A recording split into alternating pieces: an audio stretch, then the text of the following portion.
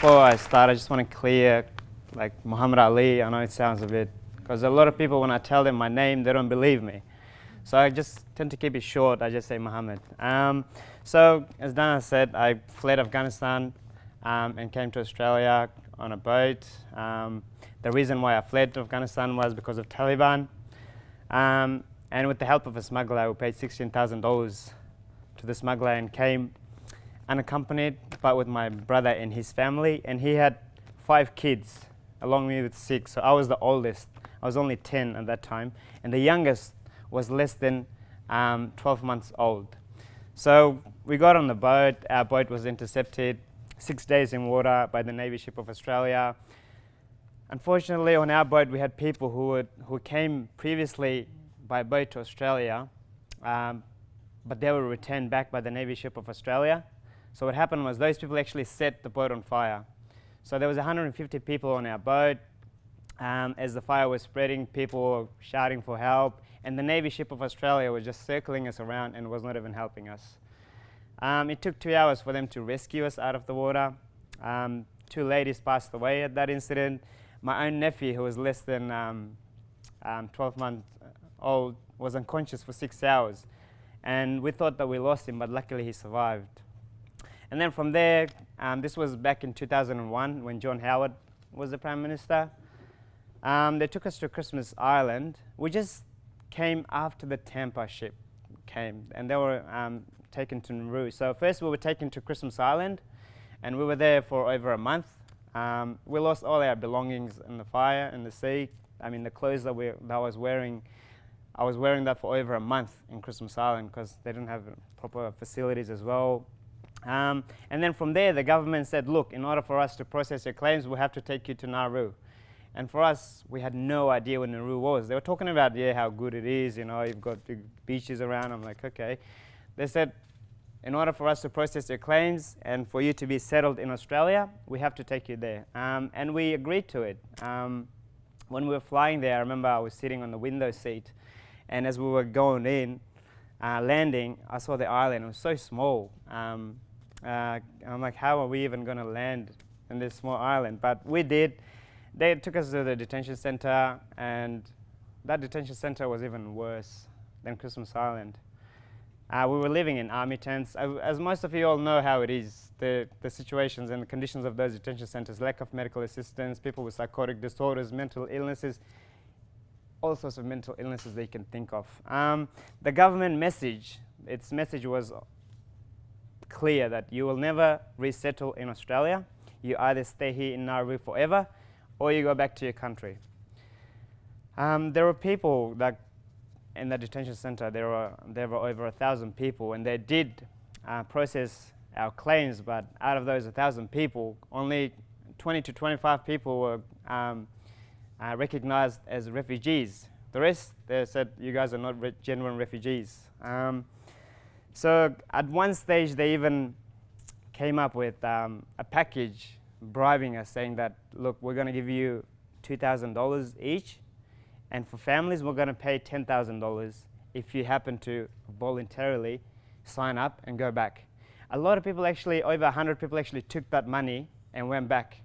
And the reason was because they had their family to go and protect. They had their kids. They had to provide financial support, security to their family. So they took that money, even though they risked their lives in the sea and came to Australia. They went back, and out of those people, over 20 people have been killed by Taliban. And out of those 100 people, there are people who have, after 12 years, has managed to run away from Afghanistan again, this time with their family that are in Indonesia waiting to take a boat to come to Australia. And this was done. I went and did a documentary called Undercover Freedom or Death, which was denied to be showed in Australia.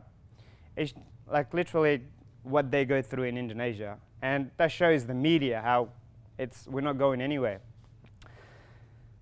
And then came to Australia after 3 years. At the end, we had to go through a major hunger strike where 3 people actually saw their lips. And I literally saw them with the blood, with the thread going in. I'm like, wow, I was literally shocked. And you see so many other kids just watching these people. And they were on a hunger strike, and people in solidarity, other people started joining in the hunger strike. and my brother was involved in the hunger strike, and the hunger strike went for over 3 weeks, and I saw my brother collapse and other people within who was involved in it collapse several times, and who was taken on a stretcher to the hospital. And at the end, someone actually took some photos, and it was on social media, and people in Australia reacted because we were so isolated away from everyone that no one heard whether we even existed there. The island of Nauru is so small. In 10 to 20 minutes you can literally go around it. Now it's known as a prison camp, prison island. It is a prison island. The government of Nauru cannot even take care of their own people, yet alone they're thinking of accommodating 10,000 refugees on that island. The detention center that we were in was like literally right in the middle, and Nauru is known for its phosphate, and all the phosphate has been taken out by Australia, and all you see is sharp rocks sticking like a knife. That's how sharp they are. It's really dangerous and surrounded by fences. Anyway, we came to Australia. At the end, they did not answer. The fact that when they said that you guys are able to come to Australia on a temporary protection visa, the question on people's minds, they were like, why did you have to keep us here for almost 3 years, and now you think we're genuine refugees? So people were sad at the same time, but happy that we're getting out of there. Came to Australia again. I thought everything finished, all the problems. Didn't know how to speak English. Communication was the biggest barrier. I've never done primary school. They put me straight into year 8. A lot of issues at school. You know how kids are. I got bullied. People told me to go back to your country, blah, blah, blah. But again, I ignored all those things. Then at the same time, my brother, who could not find work because he couldn't speak English, was having the same difficulties. So we had to move from Melbourne to Shepparton, countryside area where he was picking fruit. You don't need English to pick fruit. And I went to school there. And now, as Nana said, I did my last semester's exam. Hopefully, I'm just waiting for the results in a couple of days. Let's get back to why do I do this sort of things? Why do I volunteer my time to actually go and talk to people or groups? The reason is because I'm really passionate about it. And I see, being in Nauru and Christmas Island Detention Center, at that moment when I see that there are kids there, I think there's around 87 and 100 and something kids in detention centers at the moment in Australia and offshore. So altogether 205 children that are being denied rights to freedom, education, and protection. So the reason was because I was really, really passionate about it. And I'm really passionate anytime. So what I do is literally any organization, anyone that emails me or tells me, Mohammad, are you able to talk? I say yes to it. I don't care whether there's 2 people sitting or 30,000 people sitting. For me, changing one person's mind is enough. I've done my job. Because at the moment, what we see, our leaders, we don't see compassion at all. We know that the amount of money they're spending, billions of dollars, is just waste. Taxpayers' money goes into torturing people, your money. And someone has to stand up.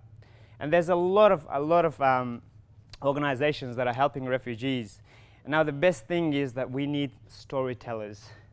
We need to be able to go to every school, every organization, and let them know about the real truth. This is because we do not have the media with us. Rupert Murdoch, fair enough, he owns over 70-80% of the media, and barely the truth does not even get heard. So what we have is the word of mouth and telling stories.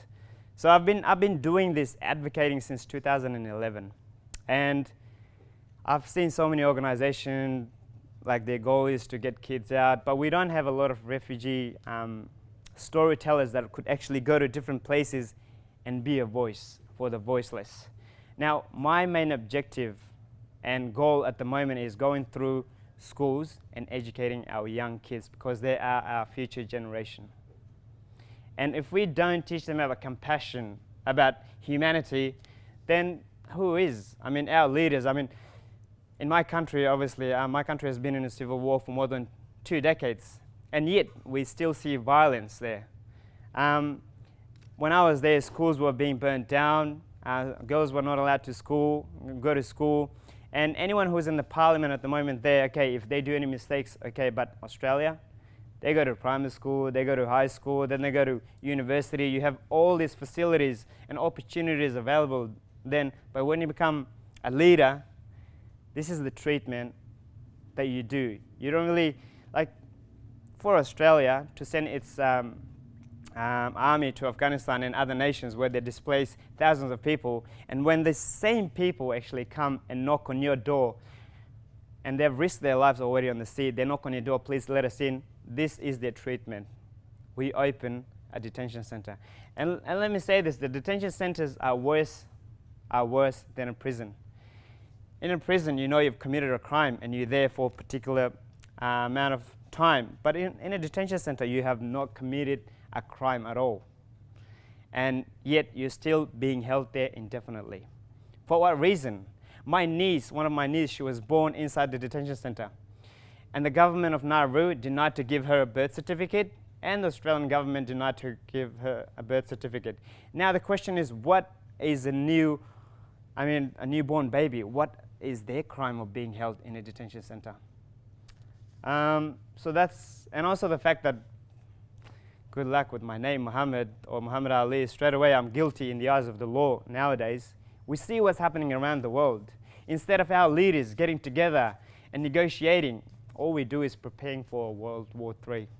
Is this what we want to see? Try to kill each other and wipe each other off for a new world order? The amount of money that they're spending on, I guess, building fences around Australia, they're buying more jets that are not even working properly. And instead of that, why don't you invest that money in knowledge? We can win a war by negotiation, by diplomacy, not by bombing other countries. And that is why I'm so passionate about, when I see so many hardships of other people, when I see people dying around this, that is why I do what I do. Because everyone is entitled to seek asylum, and it's not a crime. No explanation needed. It was basically the reaction of public, Nowadays, if you look at politicians, they're worried about losing their position or their seat. All they're worried about is the public poll or the votes that they get, There are sometimes I go to, I've been to Canberra so many times, you talk to these politicians, they do not even care where you came from. Whether it's the prison, they're like, we are just worried about the public poll and public opinion. I'm like, okay, you know what I mean? But since that, since the day I've been out, all I see is that it's getting more restricted. It gets more tough and tough on normal citizens. The government is there to represent us people, But again, if we citizens are going through hardships with the laws that they make, what is the point of them being a leader, leading us? Some of the things that I noticed, that the message that I sent across needs to be, because I didn't do any sort of media training or anything that could specifically, okay, this is the talk. Every time I went and did a talk, because the thing is, I'm a sort of person that never says no. If anyone asks me, hey, you available to talk this, but I'm like, yes, put me down. It was the things that I found hard, confidence. Sometimes when I used to talk, there are people, that would be against my view and the way I think of things, they were against it. So those sort of people were really hard to deal with at the start, but then I got used to it, and I was like, oh, it doesn't matter, it's your opinion, you keep it to yourself. I believe in myself, and I think this is the truth, this is the way it should be. With young people, it's straight away when you go and talk to anyone, hey, it's 96% of the drugs come from Afghanistan. I'm like, yeah, of course I know that, it does come from there. So what do you think of the actual people there, Do they take drugs, or are they into it? I don't know, I think that there's a lot of people the young people especially are affected by a lot of drugs in Afghanistan, and it's going to take a couple of generations in order for them to be able to be stable, have a clear mind who's able to cope with change. And Afghanistan is not being able to cope with change. It's really hard, and you see all the other countries just going there and doing their bit, and you see everything is all over the place. There's not as proper government which they are united there. You know, like you've got the Hazaras, then you've got the Uzbek, you've got the Tajiks, and you've got so many Pashtuns. You know, like we've got a past which is full of bloodshed, literally, and no one's willing to come to a table to negotiate and leave the past behind and worry about the future. So I know it's really hard to say the future about Afghanistan. Maybe like in 10, 20 years, it might be able to be in position, I guess, as a country. I have actually. Nowadays we're getting. Can you repeat the question? I think us at the back didn't hear. Sorry, I was just asking, in the time since Mohammed's been talking, if he's noticed a change in the audience. So the question is basically, since I've been talking, have I seen a change or a shift in people's views? I have actually, and nowadays we see a lot of support for refugees. Because the thing is, we have so many wonderful organizations such as like Road to Refuge, Asylum Seekers Resource Center. Everyone wants their aim is to raise as much awareness as possible, and that's a beautiful thing. And for me, 3 years ago, it wasn't the same. But now when I look at it, everywhere you go, there is talks about refugees, about people who are new to this country, and what we can do to help them. It's just that we're not able to get our message across to the real people who watches like the news or anything like that, because the mainstream media is really hard to get access to. But in Victoria, for instance, everyone's aware of these sort of things. Like I do talks, sometimes 6 talks in 1 week, whether it's at schools, rallies, even at universities. I mean, we're all changing people. We are sending some sort of message, whether they get it or not, but they will think about it. Yes, I actually have. Just yesterday I was in Sydney, the social justice forum that was happening there. I've been to Brisbane, Sydney several times, Canberra. I've been Perth. So interstate, there's a lot of people that actually now approaches me that they've heard about me and they want to know. They want me to come and speak at their schools. So my diary is always booked when it comes to schools, and I love it because that's one of my objectives and goals in order to get to educate young people and to teach them about humanity and compassion. But yeah, it's nowadays a lot of people are asking me to come and speak at their schools, and they pay for my flight. They help me in a way, even though the amount of time that I've volunteered. I've never actually went to a school like, hey, I'm not going to do a talk unless you pay me this much money. There's a lot of people who wants to bring change, but there's always this thing that they have to think about themselves first. If you really want to help someone, you've got to let go of the ego inside you, and you've got to be really generous and kind towards other people and accept them. Money is not everything in life. I know I've been supported through my family. My brother, as I said, who came here, could not speak English. Now owns a farm with an Australian partner where they employ over 100 people in the community in Shepparton. If that is not a major contribution, then what can be from refugees? All we're asking is just give us one chance and we'll prove it to you. Thank you.